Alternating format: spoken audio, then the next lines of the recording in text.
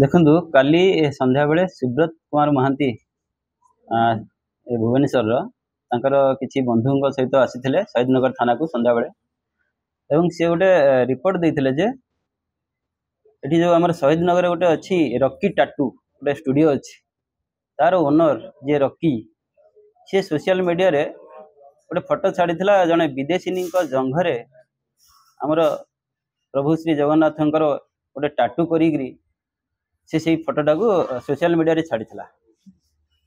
ଯେହେତୁ ଏହା ଗୋଟେ ସମ୍ବେଦନଶୀଳ ମାମଲା ଏବଂ ଆମର ଧାର୍ମିକ ଭାବନାରେ ଗୋଟେ ଆଘାତ ପହଞ୍ଚାଇଥିଲା, ତ ସେମାନେ ସେ ଯେଉଁ ରକି ଏଗେନଷ୍ଟରେ ଦୃଢ଼ କାର୍ଯ୍ୟାନୁଷ୍ଠାନ ନେବା ପାଇଁ ଆମକୁ ଦାବି କରିଥିଲେ। ଆମେ ଶହୀଦନଗର ଥାନାରେ ଏ ସଂକ୍ରାନ୍ତରେ ଗୋଟେ କେସ୍ କରିଥିଲୁ।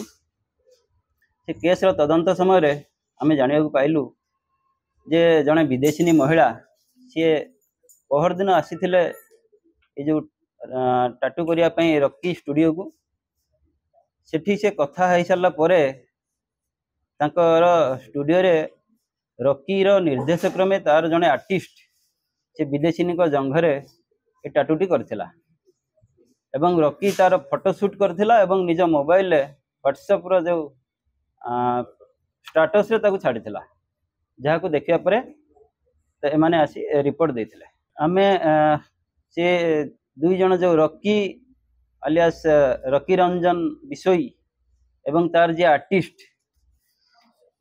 ତା ନାଁ ହେଲା ଅଶ୍ୱିନୀ କୁମାର ପ୍ରଧାନ, ଏ ଦୁଇ ଜଣଙ୍କୁ ଆରେଷ୍ଟ କରିଛୁ ଏବଂ କାଲି ସେମାନଙ୍କୁ କୋର୍ଟ ଫରୱାର୍ଡ କରାଯିବ। ନାଇଁ, ସେ ଷ୍ଟାଟସରେ ପକାଇଥିଲା, ତାର ଯେଉଁ ହ୍ୱାଟ୍ସଆପ୍ ଷ୍ଟାଟସରେ ପକାଇଥିଲା ଏବଂ ସେ ପରେ ତାକୁ ଡିଲିଟ୍ କରିଦେଇଥିଲା। ଏ ସଂକ୍ରାନ୍ତରେ ବିଏନ୍ଏସ୍ର ଧାରା 196(299) ଆଉ କ୍ଲଜ୍ 3 କ୍ଲଜ୍ 5 ମାନେ ଯେଉଁଟା ଦୁଇ ଜଣ ମିଶିକି କରିଥିଲେ, ଏଇ ତିନୋଟି ଦଫାରେ ଆମେ ତାଙ୍କୁ ଗିରଫ କରିଛୁ। ନାଇଁ, ତାଙ୍କୁ ଏପର୍ଯ୍ୟନ୍ତ ପଚରାଉଚରା ହେଇନି, ଯେହେତୁ ସେ ଜଣେ ବିଦେଶୀ ଏବଂ ତାଙ୍କର ଇଣ୍ଡିଆନ୍ ଲଜ୍ ଉପରେ ଆଇଡ଼ିଆ ନାହିଁ ଏବଂ ଆମର ପ୍ରଭୁ ଜଗନ୍ନାଥଙ୍କ ଉପରେ ତାଙ୍କର କିଛି ସେମିତି ଧାରଣା ବି ନାହିଁ। ତ ଆମେ ଜଷ୍ଟ ପଚାରିବୁ, ସେଟା ପରେ ଆମେ ତାଙ୍କୁ ପଚାରିବୁ କେଉଁ ସଂକ୍ରାନ୍ତରେ ସେ କରିଥିଲେ।